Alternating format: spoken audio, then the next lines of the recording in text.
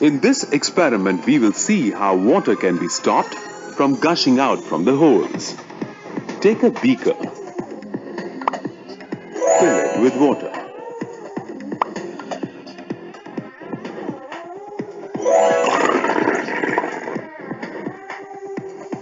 Take a piece of cellophane paper and place it on a beaker.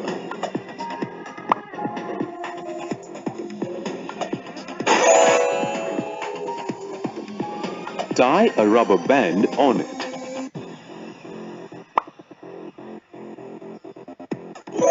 Make holes on the cellophane paper with the help of the stick.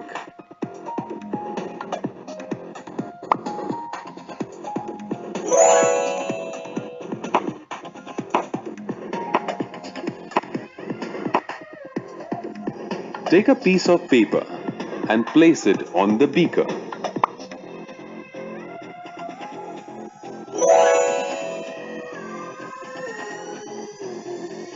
You'll observe water coming out.